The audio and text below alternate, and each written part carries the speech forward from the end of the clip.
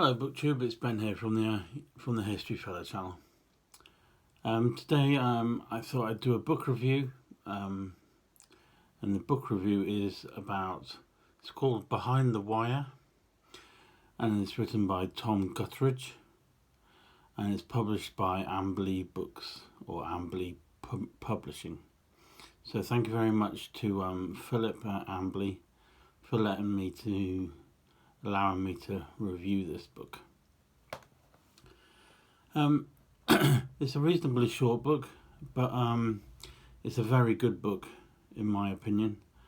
Behind the Wire looks at the life of a soldier who's forced to spend quite a bit of the Second World War in a prisoner of war camp, and books about prisoner of war camps seems to be my interest at the moment. So that's the gist of the book, but it's a very good book indeed. Right, the book's kind of it falls into like three parts. From the beginning, it's like Tom joining up into the army. And then the middle's the kind of when he's finally joined up and they've allowed him in. He's then posted abroad and that. And then the third part of the book is life in the prisoner of war camp. But basically the book starts out with Tom Gutteridge joining up to the army. He's in a run-of-the-mill job. He's doing work on, I think it's lift mechanisms or that sort of thing, and he's finding sort of everyday work a bit of a drag and a bit boring, so he takes it upon himself that he's going to join up to the army.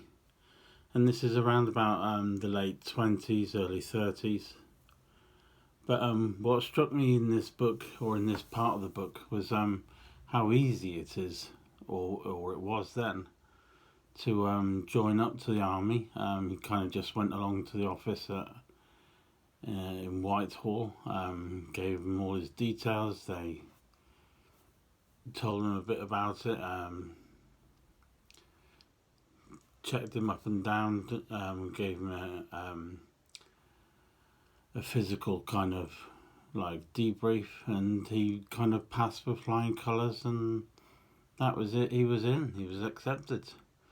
And apparently 2 weeks later he was sent all his details and rail card in order to get to his training. So that was sent into the post, and off he went. And he turns up for basic training. There's a large group of them encountering for the first time drill instructors, sergeant majors, and the basic life of joining up the army. And this was quite a good bit of the book. It was an interesting read to see how he joined up and some of the things he was expected to do, or some of the training that they were given to do and how hard it was. But particularly in this part of the book, his sense of humour comes out well. It's kind of like that all the lads together sort of type humour, and it was quite funny. I know for like a basic breakfast they were given just basic food rations, and most mornings it was a strip of bacon and beans, which is called they called it chin strap and birdseed.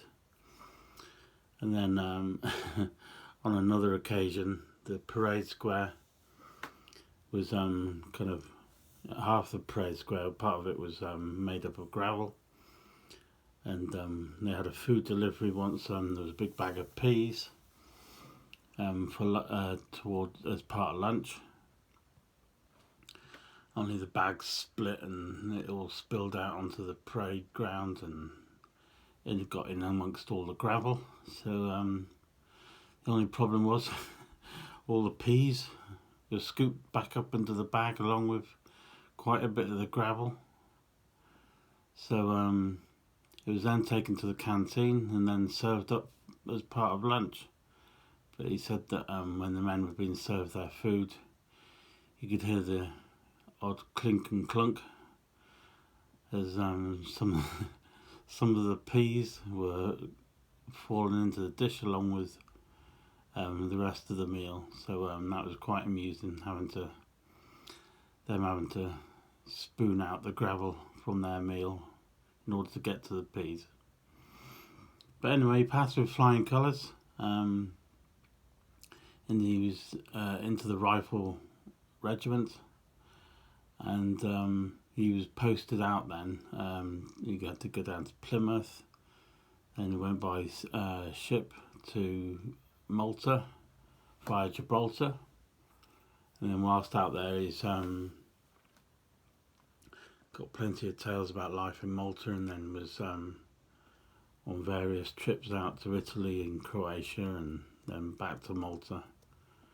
And then of course this is all through the 30s, so he wasn't actually in wartime then, but it was coming to the late 30s, and then he was posted then via the ship up to Scotland. And then he was, I think it was about then that the Second World War broke out. He was then told to go down to Plymouth for a further bit of training, and then he was then sent out with his brigade to support the troops, the British Expeditionary Forces at Dunkirk. He was sent over there to support the troops, and unfortunately many of the men were being forced back by the Germans, so it was kind of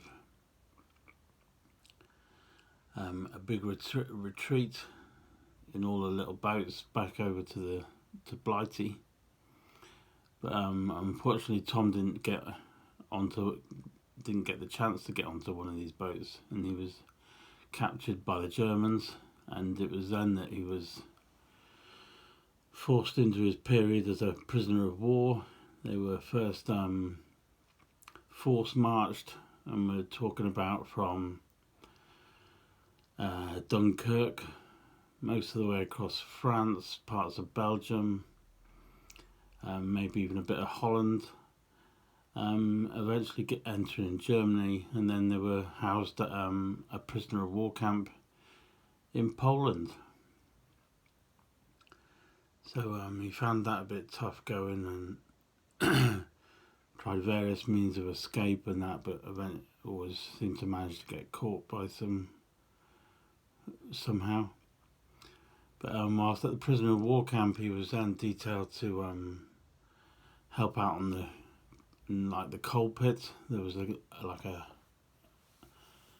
about 3 or 4 hours away, there was a coal pit that they were asking the prisoners of war to do work in, and they were told to go down the pit and just collect as much coal as they could over a period of a number of months. And they worked along with some Polish workers. And that happened for a while, but then they realised that they didn't actually have to do these jobs. Someone from the Red Cross informed them they weren't having to do forced marches, forced work, if they didn't really want to. So they decided they weren't going to. So really, the rest of the war then was spent in prison camps. It was quite, in a way, it was quite a relaxed prison camp. They managed to get on with some of the guards. Certainly the ones they could bribe. So although in the films you see some of the German soldiers are a bit harsh or a bit strict, it seems that in the reality was, if you could bribe the guards with something, then you could always get your own way to some extent. And then it's then the rest of the book is the rest of his life out as a prisoner of war. They hear over secret radios that the Americans have entered France and they're making their way across France, and that the Germans are finding it hard, and obviously things aren't going well for Germany, so eventually the German guards abandon the camp, and then they're able to be freed by the American soldiers. So all in all, it's a fantastic book, very informative, and really good read, actually. I would say I've learned quite a bit about it. If you like watching things like World War II films, certainly some things like The Great Escape and that, actually what's portrayed in the films is quite accurate and comes across in many of the books, and certainly in this one. For example, when they were building escape tunnels and that sort of thing, in order to shore up the tunnels, they were having to take out sort of every third bit of wood from the bunk beds and take some of the wood from underneath the huts in order to shore up the walls and that, so which comes across in the Great Escape sort of film and other prisoner of war type films. So the book is very humorous, very accurate, and very informative. Tom does make it back to Blighty eventually, where he meets up with the love of his life again. They get married. They have a family and two boys. The youngest son sadly dies. But yes, Tom Gutteridge does make it back to Blighty, where he kind of ends his days as a telephone engineer and a store person. And I think he makes it to the age of 90 before he dies. And he dies in March 2004, I think it is. So he's lived a varied life, quite a variety of things since joining up the army, and overall it was a really good book and a really good read, and in my opinion really told the story of living in a prisoner of war camp really well. It was quite informative. So please feel free to go out and buy this book. It's a really good read, and that's called Behind the Wire by Tom Gutteridge, and it's a prisoner of war book, and that's published by Amberley Publishing. I will leave a link to the book below this video, so if you'd like to buy it, then you're more than welcome to. And thank you very much again to Philip from Amberley Publishing for allowing me to do a review for this book. There we go. If you enjoyed the video at all, please give it a thumbs up, and if you haven't already, subscribe to the channel, and please feel free to do so, and I shall see you in the very next video. Thank you very much, and thanks for watching.